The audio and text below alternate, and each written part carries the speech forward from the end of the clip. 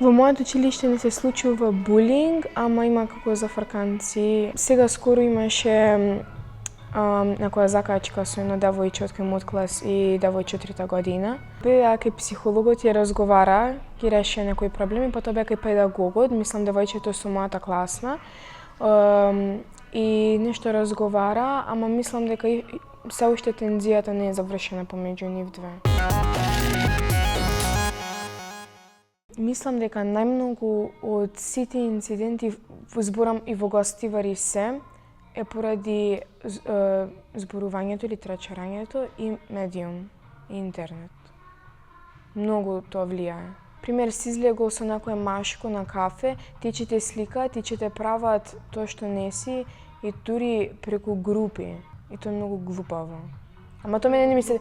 Као прават група и прачаат слика, пример, он мене е некој машко, а машкото мене ми е најдобар другар и ме прават дека ја и тој сме дечко и девојка, што тоа не е ниту вистина.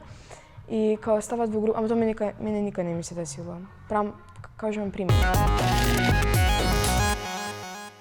Јас сметам дека треба малце да разговарате со стручни лица и малце родителите да ви посветат внимание, зашто очигледно немате, и да не булијате други деца, затоа што вие не сте confident во вас, кој немате како confidence во вас, и да прекинете затоа што многу е трагично.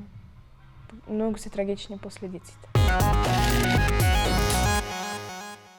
Морате да се спротивставите, затоа што ако тоа не можете да го направите, можат луѓе да ве контролираат и да ве навикнат како наивна и таа што трча по сите. И затоа тоа немојте да го правите.